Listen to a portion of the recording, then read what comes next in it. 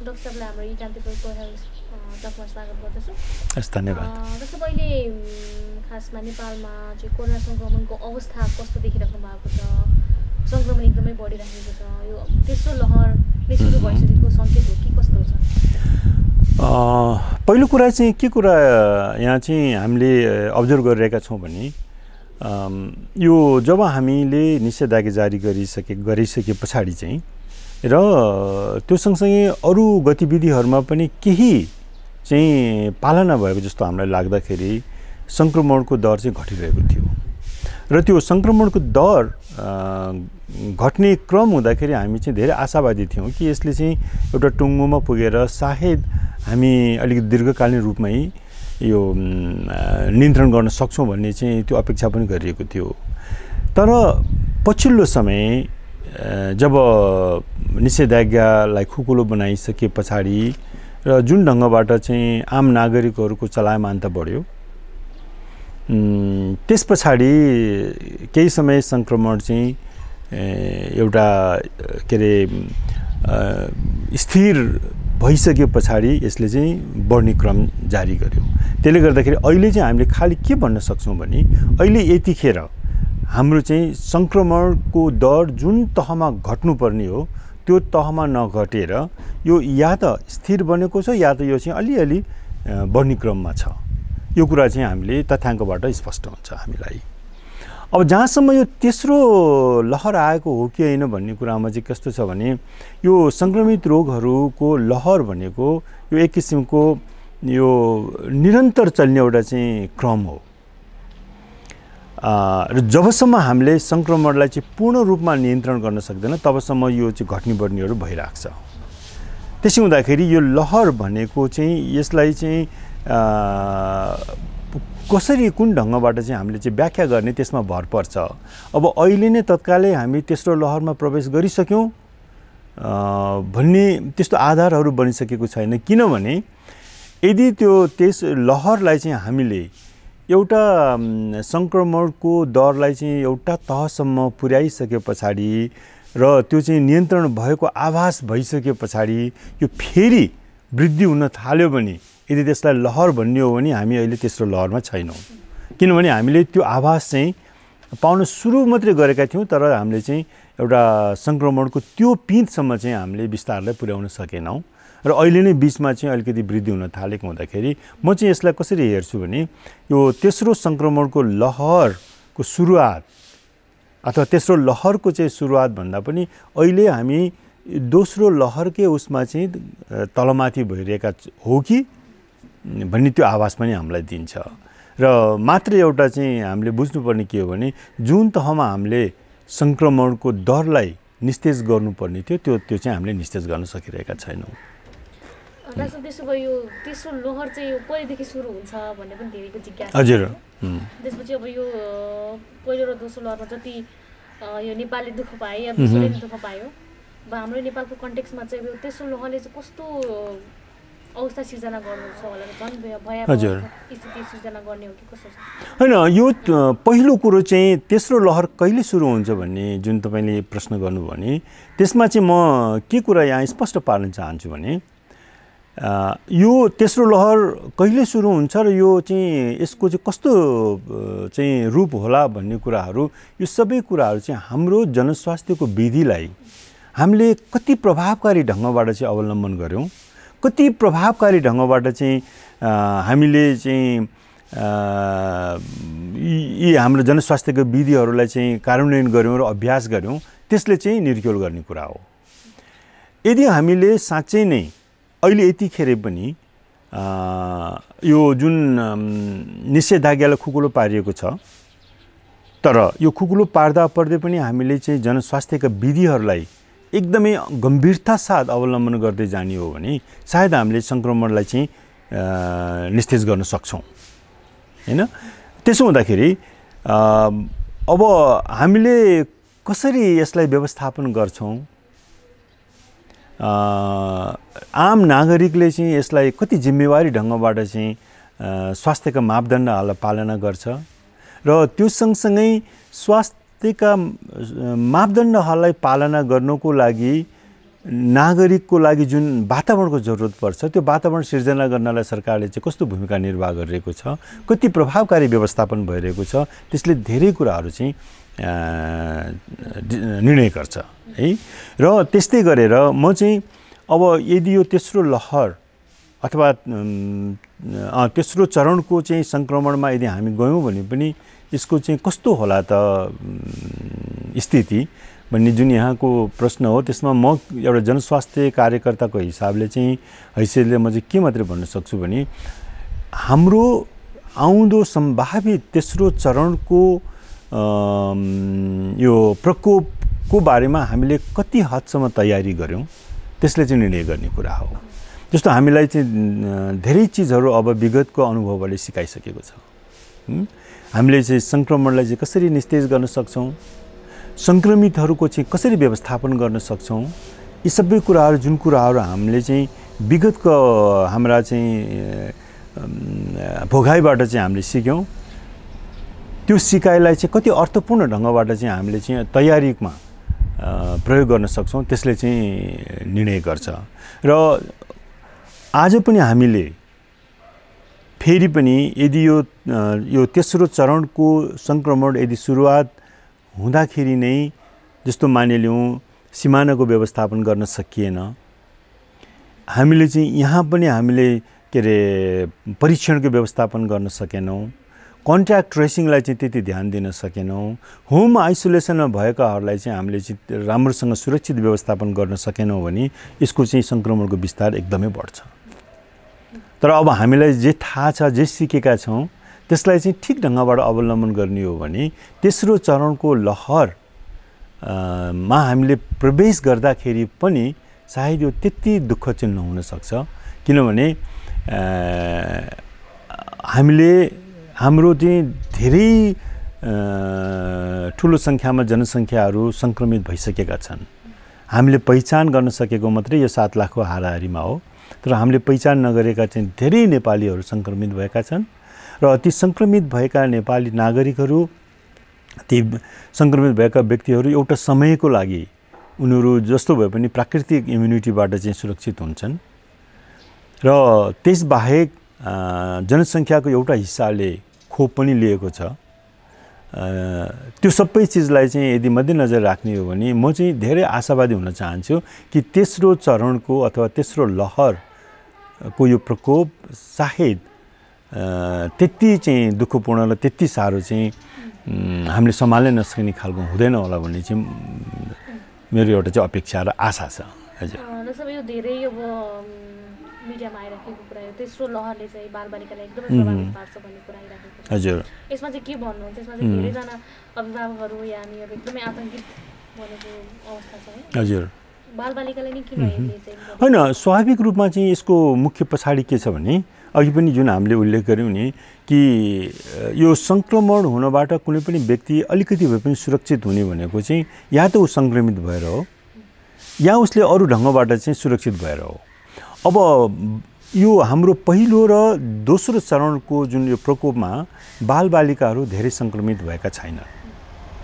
त्यसले गर्दाखेरि एउटा पाटो चाहिँ ती बालबालिकाहरूमा जुन हामी प्राकृतिक एउटा इम्युनिटी भन्छौँ नि, नेचुरल इम्युनिटी अथवा चाहिँ यो प्राकृतिक एउटा रोगसँग लड्न सक्ने जुन क्षमता हो त्यो बालबालिकाहरूमा चाहिँ विकास हुन पाएको छैन।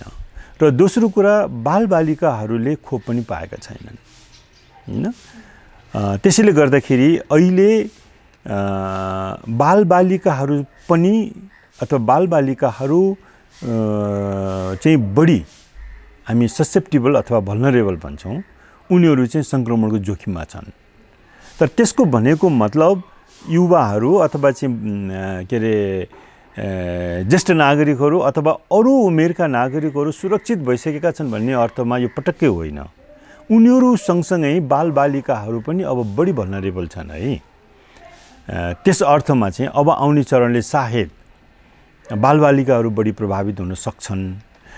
अब जहाँसम्म बालबालिकाहरूलाई नै टार्गेट गरेर सङ्क्रमण गर्ने भाइरस नै त्यसरी नै बन्छ भन्ने बारेमा चाहिँ म त्यति विश्वस्त छैन कि त्यस्तो खालको भाइरस त्यसरी चाहिँ म्युटेट हुँदैन होला जसले चाहिँ एकदमै लक्षित नै गरेर बालबालिकाहरूलाई मात्रै सङ्क्रमित गराउँछ भन्ने त्यो खालको एउटा वैज्ञानिक आधारहरू त बनिसकेको छैन।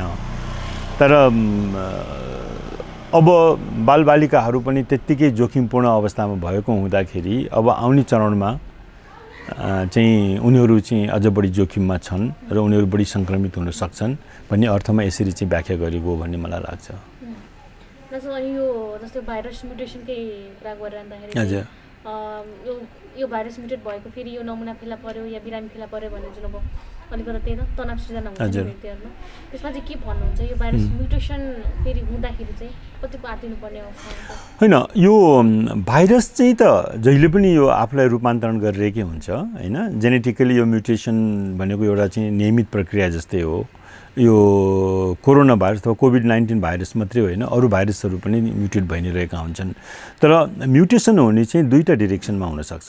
यहाँ त त्यो म्युटेसन अझ बढी आक्रामक ढङ्गबाट पनि हुनसक्छ अथवा चाहिँ अझ बढी शक्तिशाली भएर पनि हुनसक्छ, या त्यो म्युटेसन चाहिँ वास्तवमा कमजोर पनि हुनसक्छ। त्यो म्युटेसनले भाइरसलाई कमजोर पनि बनाउन सक्छ। तर अब जहाँसम्म हामी डर मान्नुपर्ने चाहिँ कतिखेर हो भने यदि यो नयाँ म्युटेट भएको भाइरसले विगतमा भाइरसबाट भएको सङ्क्रमितहरूले जुन किसिमको एउटा नेचुरल इम्युनिटी बनाएका छन् त्यसलाई पनि बाइपास गर्ने, या अहिले हामीले लिइरहेका खोपहरूलाई पनि त्यसले चाहिँ बाइपास गर्न सक्ने क्षमता भएको यदि भाइरस म्युटेट भएर आयो भनेदेखि चाहिँ हाम्रो लागि चाहिँ बढी जोखिमपूर्ण हुन्छ है। तर त्यति हुँदाहुँदै पनि एउटा कुरा यहाँ चाहिँ असाध्यै जरुरी छ हामीले चाहिँ मनन गर्नुपर्ने के भने अहिलेसम्म चाहिँ हामीले के देखेका छौँ भने अहिले पनि विविध किसिमका चाहिँ भाइरसहरू म्युटेट भइरहेका छन्। यो 2-3 किसिमको मात्रै होइन, धेरै किसिमका छन्। तर जति प्रकारको म्युटेसन हामीले देखे तापनि त्यसको त्यो जुन विस्तार हुने रुट हो नि माध्यम चाहिँ अहिलेसम्म परिवर्तन भएको छैन। जस्तो अहिले पनि के अरे भाइरस एउटा चाहिँ सङ्क्रमित व्यक्तिबाट अथवा स्रोतबाट चाहिँ अरूमा सर्ने र फैलिने विधि चाहिँ त्यही नै हो। त्यसले गर्दाखेरि आजसम्म हामीले चाहिँ कम्तीमा पनि हामीलाई थाहा भएको कुरा चाहिँ के छ भने भाइरस जुन ढङ्गबाट म्युटेसन भए पनि जनस्वास्थ्यको विधिहरूलाई हामीले चाहिँ एकदमै गम्भीरता साथ र इमान्दारिताका साथ प्रभावकारी ढङ्गबाट चाहिँ यदि हामीले अभ्यास गर्ने हो भने त्यो भाइरसको म्युटेसनले मात्रै चाहिँ सङ्क्रमण विस्तार हुने र भयावह स्थितिमा पुग्ने भन्ने त्यो खालको सम्भावना हुँदैन। त्यसैले हाम्रो आफ्नो अभ्यासले धेरै कुराहरू चाहिँ निर्णय गर्छ। यो निषेधाज्ञाको कुरा गर्दाखेरि निषेधाज्ञा अहिले जारी नै छ, तर निषेधाज्ञा छ कि छैन भन्ने त्यो जनमानसले भुलिसकेको अवस्था छ। यसमा चाहिँ के भने यो निषेधाज्ञाको मोडल कतिको ठिक छ, यो गर्न जरुरी थियो कि नगर्दा पनि उस्तै रहेछ है, यसमा चाहिँ के भन्नुहुन्छ? अनि यो कस्तो छ भने हामीले बारम्बार भनिरहेको कुराहरू चाहिँ के छ भने निषेधाज्ञा जसलाई हामी सुरुमा लकडाउन भन्थ्यौँ होइन, त्यो निषेधाज्ञा भनेको यो चाहिँ सङ्क्रमण विस्तारलाई रोक्ने एउटा विधि मात्रै हो, एउटा विधि हो। यो मात्रै विधिले चाहिँ रोकिने होइन होइन। त्यसकारण निषेधाज्ञा जारी गरेकै कारणले मात्रै सङ्क्रमणको विस्तार रोकिने होइन, सङ्क्रमण रोकिने होइन। निषेधाज्ञा सँगसँगै हामीले जुन जनस्वास्थ्यका अरू विधिहरू छन् त्यसलाई चाहिँ अभ्यास गर्न सकेनौँ भने यो निषेधाज्ञाको पालन निषेधाज्ञा चाहिँ जारी गरेकै कारणले मात्रै चाहिँ रोकिँदैन। अब अहिले जहाँसम्म यहाँले जुन कुरा उठाउनु भयो यसमा चाहिँ कस्तो भइदियो भने हामीकोमा चाहिँ कस्तो एउटा मानसिकता कसरी आयो भने यहाँ निषेधाज्ञा छ या निषेधाज्ञा छैन भन्ने जस्तो चाहिँ त्यो खालको मानसिकता हामीसँग विकास भयो र अहिले आम नागरिकमा अब निषेधाज्ञा छैन भन्ने चाहिँ त्यो मानसिकता रह्यो। तर सवाल त त्यो थिएन होइन। निषेधाज्ञाको पनि विभिन्न चरणहरू हुन्छन् र अहिले हामी एउटा चरणमा हुनुपर्ने हो। त्यसैले हाम्रा व्यवसायहरूलाई चलायमान गर्दा गर्दै पनि त्यो चलायमान गर्नु भनेको मतलब अब हामी चाहिँ विगतमा जस्तै हाम्रो चाहिँ सामान्य जीवनशैलीमा फर्किने भन्ने त पटक्कै खोजेको होइन। हामीले त त्यसलाई चलायमान हुँदाहुँदै पनि सुरक्षाका विधिहरूलाई अवलम्बन गर्न छोड्नुहुन्न, सुरक्षाको विधिहरूलाई चाहिँ अभ्यास गर्न छाड्नुहुन्न भन्ने अर्थमा हामीले निषेधाज्ञालाई चाहिँ खुकुलो पार्न खोजेको हो। तर यो सन्देश त प्रवाह नभएको होइन, तर नागरिकको तहबाट पनि यसलाई त्यति धेरै पालना भएन र सरकारकै तहबाट पनि यसलाई चाहिँ त्यो पालना गर्नको लागि उपयुक्त इन्भाइरोमेन्ट बनाउनको लागि चाहिँ यथेष्ट प्रयासहरू चाहिँ भए जस्तो मलाई लाग्दैन हैन। जस्तो अब देखिन्छ अहिले जस्तो बजार खोल्यो, तर बजार खोल्ने बित्तिकै त्यहाँ त कम्तीमा जनस्वास्थ्यका चाहिँ मापदण्डहरू पालना भएका छन् कि छैनन् भनेर नागरिकले चाहिँ त्यसको पालना गर्ने आफ्नो ठाउँमा छँदैछ। तर त्यो सँगसँगै आधिकारिक तहबाट त्यसको चाहिँ के अरे मूल्याङ्कन हुनुपर्छ, त्यसको चाहिँ अवलोकन हुनुपर्छ, त्यसको अनुगमन हुनुपर्छ र त्यसलाई कार्यान्वयन गराउनको लागि चाहिँ हरेक किसिमको चाहिँ अभ्यासहरू गर्नुपर्छ हैन। तर त्यस्तोहरू भएको देखिँदैन। कहीँ कतै कुनै किसिमको चाहिँ निगरानी, कहीँ कुनै किसिमको चाहिँ यो के अरे अनुगमन भयो जस्तो मलाई लाग्दैन। चाहे त्यो बजारको कुरा होस्, चाहे यातायातको कुरा होस्, इभन स्वयं सरकारी कार्यालयहरूमा पनि त्यो अनुगमनहरू भइरहेको छैन। त्यसले गर्दाखेरि चाहिँ आम नागरिकहरूमा पनि यो मानसिकता चाहिँ सायद विकास हुनु चाहिँ स्वाभाविक नै हो कि हैन। र अहिले हामीले जुन तहमा अपेक्षा गरेका थियौँ सङ्क्रमणको विस्तार कम हुन्छ भन्ने, र जुन तहमा चाहिँ यो घट्छ भन्ने हामीले आशा गरेका थियौँ, त्यो तहमा नघट्नुको र नघट्नु मात्रै होइन अझ विस्तार हुँदै जानुको पछाडि पनि कारण यही हो जस्तो मलाई लाग्छ। यो पहिलो लहरमा चाहिँ अब पूर्वाधारको विकास नभएर चाहिँ हजुर पूर्ण नियन्त्रणमा समस्या भयो। दोस्रो लहरमा अब अक्सिजन नपाएर एकदमै सबै बिरामीहरू स्थितिमा पुगे।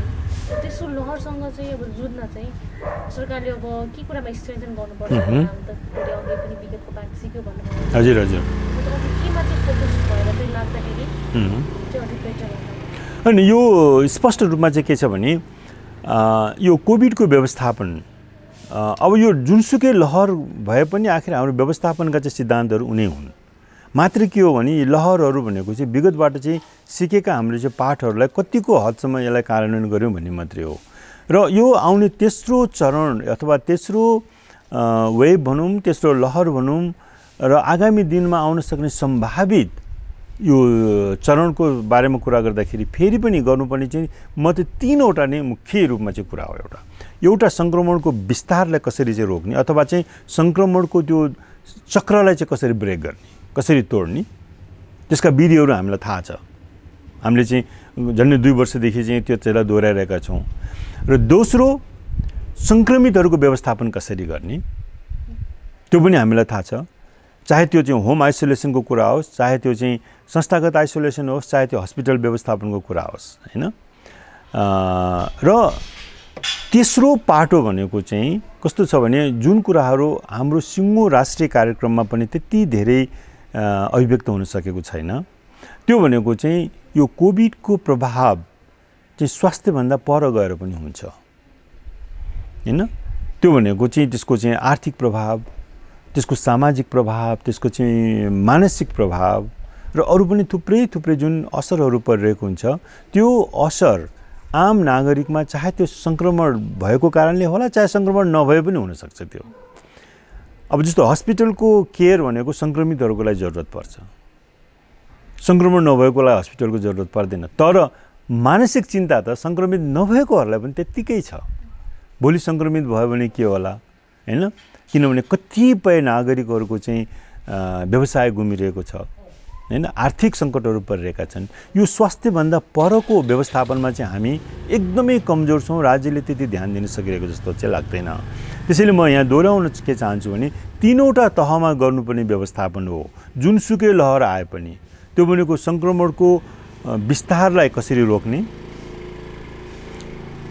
सङ्क्रमितहरूको व्यवस्थापन कसरी गर्ने र स्वास्थ्य बाहेकका अरू यसका चाहिँ प्रभावहरूलाई चाहिँ कसरी व्यवस्थापन गर्ने, यो तीनवटा पाटो हो। र अब चाहिँ हाम्रो एउटा चाहिँ सकारात्मक पाटो के हो भने यदि हामीले चाह्यौँ भनेदेखि कम्तीमा हामीले विगतबाट धेरै पाठ सिकेका छौँ हैन, विगतबाट धेरै पाठ सिकेका छौँ। चाहे त्यो सङ्क्रमणको चाहिँ चक्रलाई चाहिँ तोड्ने सन्दर्भमा होस्, चाहे त्यो सङ्क्रमितहरूको व्यवस्थापन गर्ने कुरामा होस्।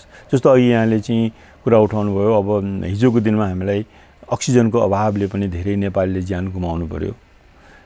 समयमा अस्पताल पुग्न नसकेर पनि धेरै नेपालीहरूले चाहिँ ज्यान गुमाएका छन्।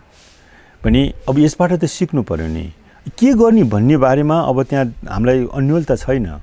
त कसरी गर्ने हैन, त्यसको कार्यान्वयन कसरी गर्ने भन्ने कुराहरूको मात्रै चुनौती हो।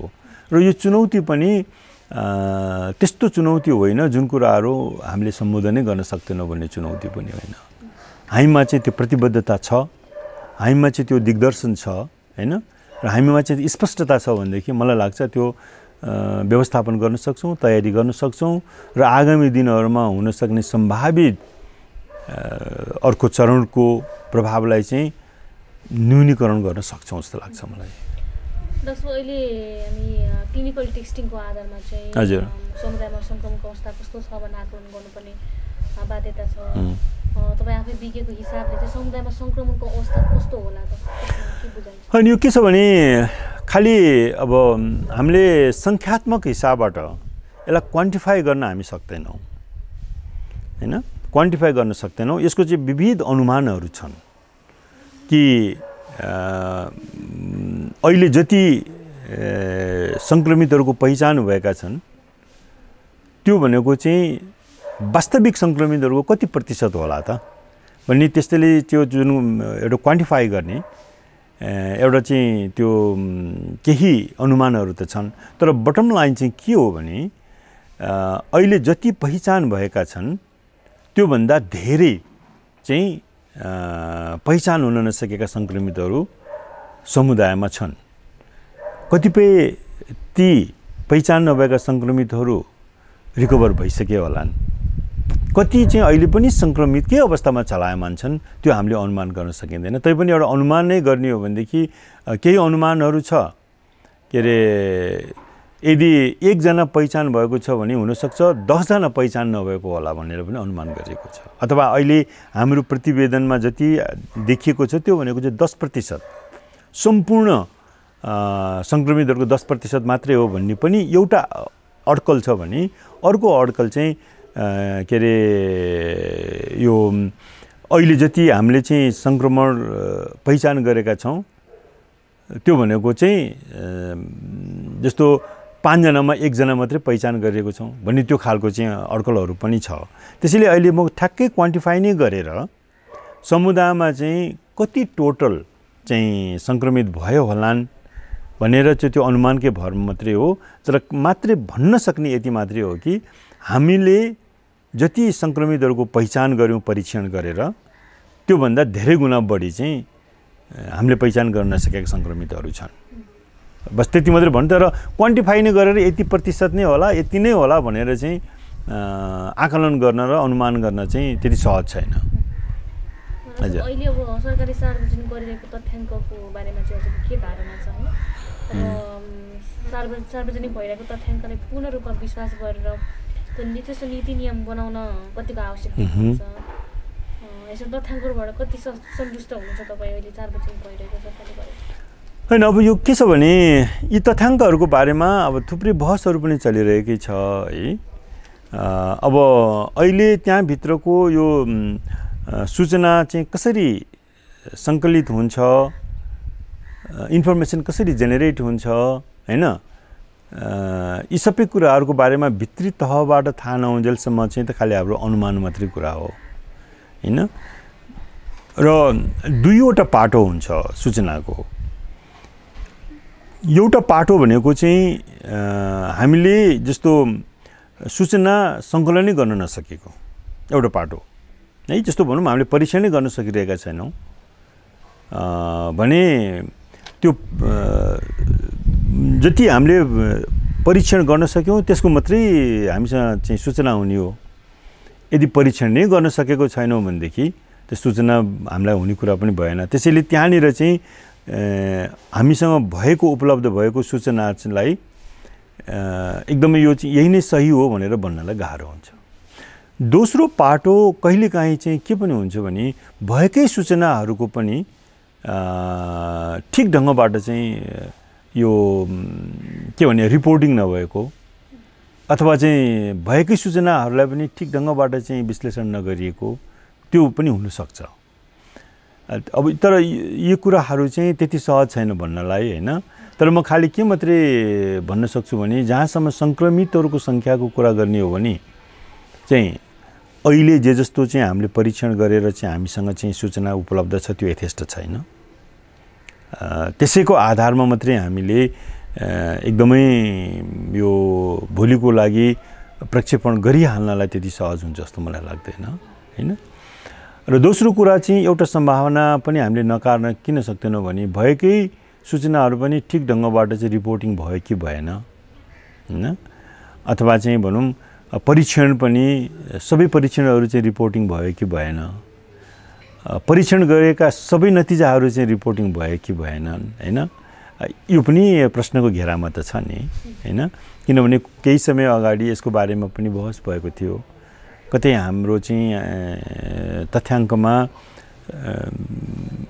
मिसिङ त भइरहेको छैन हैन भन्ने बहस पनि भएको थियो। त्यसले गर्दाखेरि अब अहिले एकदम ठ्याक्कै यो पत्याउनै नसकिने भनेर भन्ने स्थिति त होइन, तर एक्युरेसीको बारेमा चाहिँ हामीले बहस गर्नुपर्छ। यो कति हदसम्म सही छ भन्ने बारेमा त्यसको चाहिँ विश्लेषण चाहिँ गर्नुपर्ने चाहिँ पक्कै हो। डाक्टर, यो समुदायमा चाहिँ सर्भिलेन्स बढाउनको लागि यो एन्टिजेन परीक्षणको त्यो बढावा कतिको महत्त्वपूर्ण छ हैन, यसलाई चाहिँ तथ्याङ्कको विश्लेषणको आधार मान्नुपर्छ कि पर्दैन, यसमा चाहिँ के छ? हैन, बिल्कुल हामीसँग चाहिँ तथ्याङ्कै हो है। हामीले चाहिँ हाम्रो स्थितिको चाहिँ मूल्याङ्कन गर्ने र त्यो मूल्याङ्कनको आधारमा भोलिका सम्भावित स्थितिको प्रक्षेपण गर्ने भनेको त तथ्याङ्क नै हो। र त्यो तथ्याङ्क हामीले लिने थुप्रै उपायहरू छन्। ती उपायहरूमध्ये एन्टिजेन टेस्ट पनि एउटा उपाय हो हैन। र एन्टिजेन टेस्ट गरेर पनि हामीले चाहिँ सङ्क्रमितहरूलाई पहिचान गर्न सक्छौँ। किनभने यो एन्टिजेनको बारेमा अब हो यसका चाहिँ क्वालिटी पक्षहरू छन् कि यसले चाहिँ कति हदसम्म चाहिँ गुणात्मक नतिजा दिन्छ भन्ने त आफ्नो पाटोमा छँदैछ।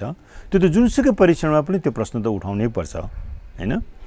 अब आम समुदायमा हामीले पिसिआर जस्तो परीक्षणहरू गरेर चाहिँ डाटाहरू कलेक्सन गर्नलाई चाहिँ सर्वेक्षण गर्नको लागि र त्यो सर्भिलेन्समा चाहिँ राख्नलाई सकिँदैन। त्यो प्राविधिक रूपबाट व्यावहारिक रूपबाट त्यो कठिन छ भने यो एन्टिजेन टेस्टलाई नै हामीले आधार मान्नुपर्छ।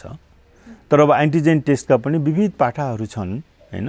क्वालिटी एन्टिजेन टेस्टहरू यदि हामीले ठिक ढङ्गबाट गर्ने हो भने त त्यसबाट चाहिँ भरपर्दो तथ्याङ्क त हामी जेनेरेट गर्न सक्छौँ नै।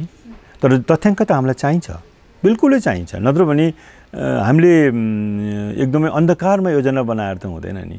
अन्धकारमा चाहिँ हामीले प्रक्षेपण गरेर त हुँदैन नि। त्यो प्रक्षेपण गर्ने आधार र योजना बनाउने आधार त हाम्रो चाहिँ तथ्याङ्क नै हो नि। हजुर, यो खोप कार्यक्रमको बारेमा अहिले हजुरको के बुझाइ छ हैन? सरकारले चलाइराखेको अनि यो खोप अभियान जारी पनि छ, मानिसले पाएर पनि राखेका छन्, कति पनि छुटेको पनि होला हैन? हजुर, यसमा चाहिँ यसले तेस्रो लहरलाई खोप अभियानले कतिको पर्ला रोक्नलाई, खोप अभियानको बारेमा चाहिँ हजुरको अहिले बुझाइ? मलाई चाहिँ अब खोप भनेको कस्तो भने यो हाम्रो लागि असाध्यै सौभाग्यपूर्ण अवसर हो कि वास्तवमा पहिलो चरण र दोस्रो चरणको सुरुवातीका दिनहरूसम्म पनि हामीले खोपको चाहिँ परिकल्पना गर्न सकेका थिएनौँ।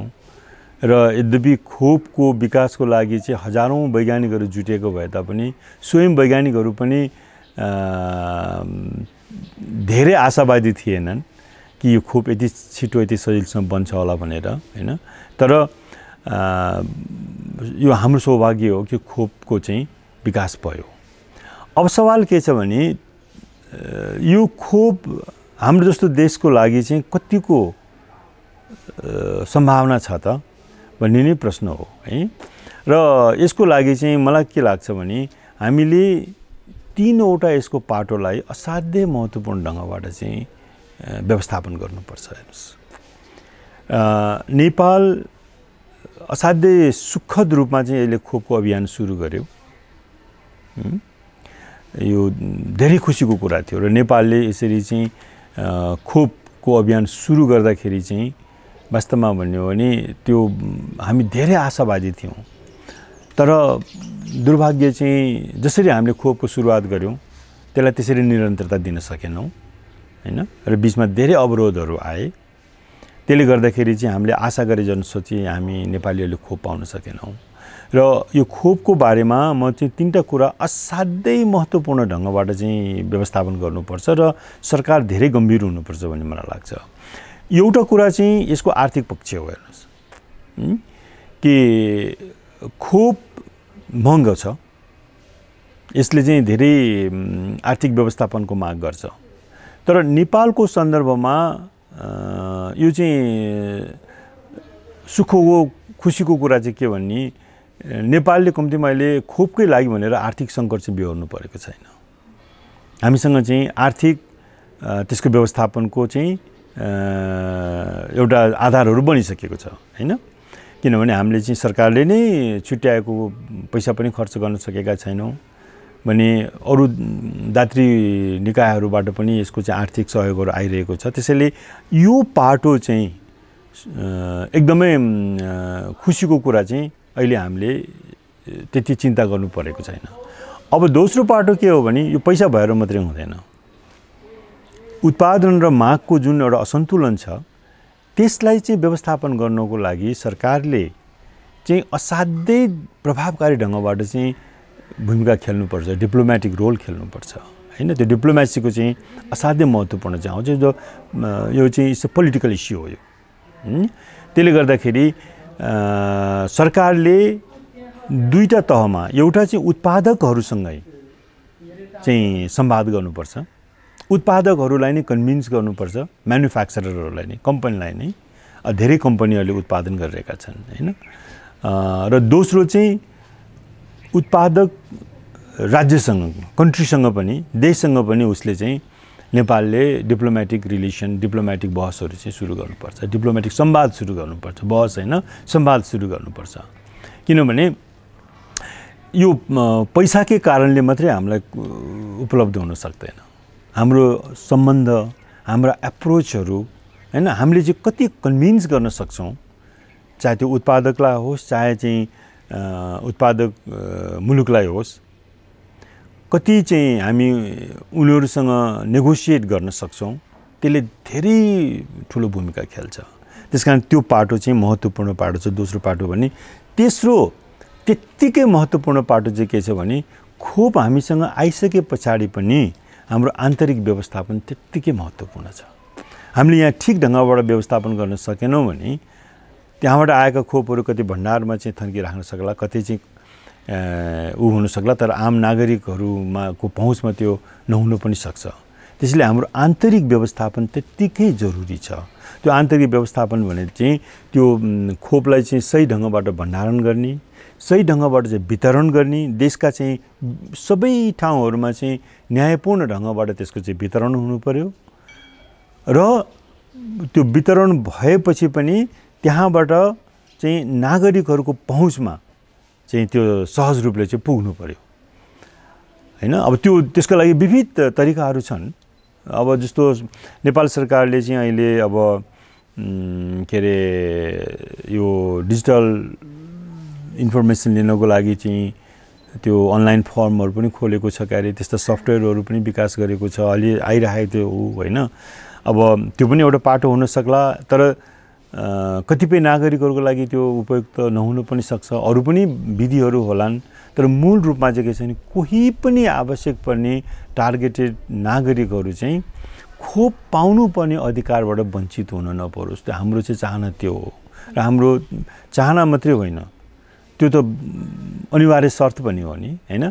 त्यसले गर्दाखेरि त्यो व्यवस्थापन असाध्यै महत्त्वपूर्ण छ। जस्तो अहिले भनौँ न यहाँ जुन खोपको लाइनहरू देखिन्छ, मलाई कस्तो लाग्छ भने त्यति धेरै मानिसहरूले त्यस्तो लामो लाइन 5 घण्टा 6 घण्टा 8 घण्टा बिताउनु पर्ने स्थिति चाहिँ आउनुपर्ने होइन। काठमाडौँ राजधानी जस्तो सहरमा हामीले चाहिँ मात्रै एउटा खोप केन्द्रको ठाउँमा 5वटा खोप केन्द्र बनाउन सकेको भए त्यो त 5 ठाउँमा चाहिँ वितरण हुन्थ्यो नि त ती नागरिकहरू हैन र। कम्तीमा पनि 5 घण्टा कुर्नुपर्ने नागरिकले 1 घण्टा कुरे पुग्थ्यो। र खोप लगाउनको लागि प्राविधिक रूपबाट त्यस्ता खोप केन्द्रहरू बनाउनु त्यति चुनौतीपूर्ण हो जस्तो मलाई लाग्दैन। हामीसँग त्यसका संरचनाहरू पनि छन्, खोज्न सकिन्छ, बनाउन सकिन्छ र हामीसँग चाहिँ आवश्यक के अरे जनस्वास्थ्य स्रोतहरू पनि छन्, जनस्वास्थ्य कर्मीहरू पनि छन्। मैले खालि एउटा व्यवस्थापनको सानो उदाहरण मात्रै दिएको हो। अब त्यो सँगसँगै भनौँ अर्को कुरा चाहिँ अब अस्ति हामीले देख्यौँ खोप लगाएको चाहिँ प्रमाणपत्र लिनको लागि चाहिँ जुन किसिमको चाहिँ पीडा भयो, त्यो त सामान्य व्यवस्थापनको एउटा पाटो हो नि, होइन? त्यसलाई त धेरै सहज गर्न सकिन्थ्यो। त्यसैले अब यो खोप एकदमै महत्त्वपूर्ण पाटो हो। यद्यपि खोपकै कारणले मात्रै चाहिँ हामी आउने तेस्रो चरणलाई सम्बोधन गर्न सक्छौँ भन्ने होइन। यो तेस्रो चरणको लागि भन्ने अर्थमा खोपको कुरा होइन। यो खोप भनेको दीर्घकालीन रूपमा हो, है? भोलि आउने तेस्रो चरण होला, चौथो चरण होला, अनेक चरण होला, तर यो एउटा दीर्घकालीन हाम्रो चाहिँ रणनीति हो खोप। तर आउने तेस्रो चरणको लागि यो खोपकै कारणले मात्रै हामीले व्यवस्थापन गर्ने भनेर त्यसरी चाहिँ त्यो भ्रममा चाहिँ हामी पर्नु हुँदैन। किनभने यो खोप लगाउँदैमा तेस्रो चरण रोकिहाल्छ भन्ने चाहिँ त्यो भ्रम चाहिँ हामी पाल्नु हुँदैन। यो खोपले चाहिँ दीर्घकालीन रूपमा चाहिँ हुनसक्ला अरू चरणहरूलाई चाहिँ यसले धेरै प्रभावित पार्ला। तर अब यो तेस्रो चरणको लागि चाहिँ त हामीले जनस्वास्थ्यका विधिहरू र के अरे सङ्क्रमितहरूको व्यवस्थापनको लागि तयारीहरू नै गर्नुपर्छ, जरुरी गर्नुपर्छ। ओके, हस्, धन्यवाद।